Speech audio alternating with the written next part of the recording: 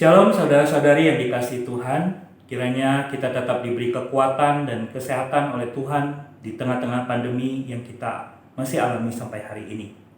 Hari ini kembali kita akan merenungkan firman Tuhan dari kisah seorang tokoh Alkitab, yaitu Kain. Bagi saudara yang dari kecil mengikuti sekolah minggu, saya yakin kisah tentang Kain dan Habel sudah tidak asing lagi bagi kita. Ya, kisah ini tercatat di dalam Kejadian pasal yang keempat. Kain adalah anak pertama dari Adam dan Hawa, dan dia memiliki seorang bernama Habel. Dan Kain adalah seorang petani, sedangkan adiknya Habel adalah seorang peternak. Pada suatu kali dikisahkan mereka sama-sama memberi persembahan kepada Tuhan. Kain mempersembahkan sebagian dari hasil kebunnya, sedangkan Habel memberikan ternak yang terbaik sebagai persembahan. Persembahan Kain ternyata ditolak atau tidak diperkenan oleh Tuhan, sedangkan persembahan adiknya diterima dan diperkenan oleh Tuhan. Kain tidak bisa menerima akan hal seperti ini, bahwa persembahannya tidak diterima oleh Tuhan.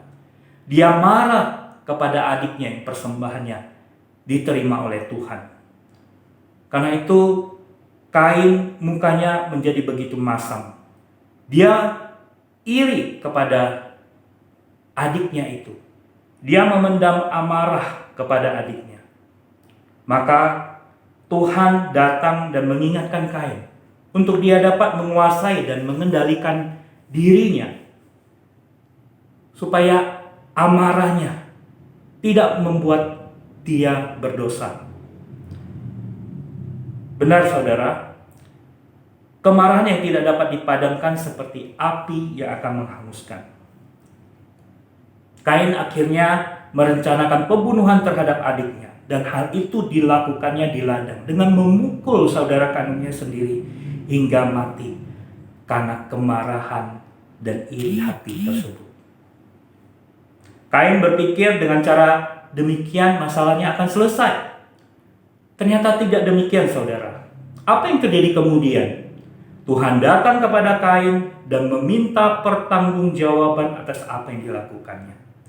Kain harus menerima hukuman dari Tuhan karena perbuatannya tersebut. Dia akhirnya dikutuk sehingga dia tidak dapat lagi bertani karena tanah yang diolahnya tidak lagi menghasilkan. Dia diusir, dia harus menjadi pengembara seumur hidup. Dia berkelana di bumi ini dalam ketakutan, dalam rasa bersalah, dan serba kekurangan. Hanya karena anugerah Tuhan saja dia tidak terbunuh, karena ada tanda di dahi yang diberikan Tuhan kepada dia. Dan Kain bisa tetap hidup dan beroleh keturunan. Tetapi garis keturunannya itu menjadi orang-orang yang melawan Tuhan.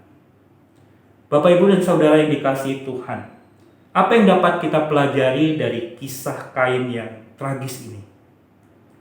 Dalam 1 Yohanes pasal 3 ayat 12 dikatakan, sebab inilah berita yang telah kami dengar dari mulanya, yaitu bahwa kita harus saling mengasihi, bukan seperti Kain yang berasal dari si jahat dan yang membunuh adiknya. Dan apakah sebabnya ia membunuhnya? Sebab segala perbuatannya jahat dan perbuatan adiknya benar.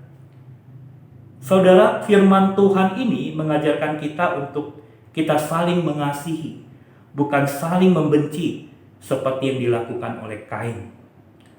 Tuhan Yesus pernah mengingatkan kita supaya kita jangan marah, karena marah itu sama dengan pembunuhan. Marah yang dimaksudkan Yesus adalah kemarahan yang terlihat seperti Kain, yaitu memendam kemarahan karena iri sehingga jatuh di dalam dosa pembunuhan.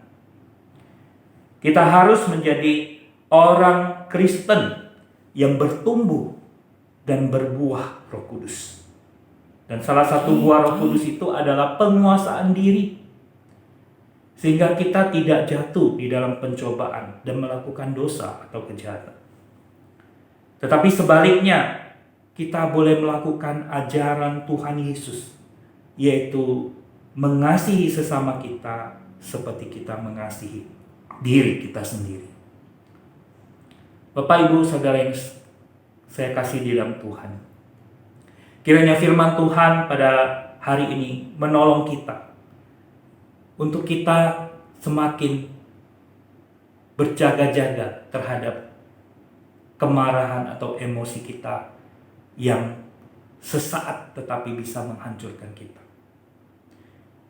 Kiranya kita berdoa supaya Tuhan menolong kita di dalam berelasi dengan sesama kita, baik di dalam hidup keluarga kita, di dalam hidup pernikahan kita, di dalam hidup persahabatan kita, ataupun di dalam hidup kita bermasyarakat.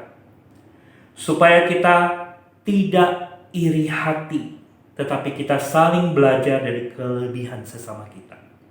Kita juga tidak membenci, tetapi kita dapat mengendalikan diri, sehingga kita menjadi orang-orang yang dapat mengasihi, bahkan mengampuni, dan melakukan yang baik terhadap sesama kita. Kiranya Tuhan menolong kita, kiranya Tuhan memberkati kita. Amin.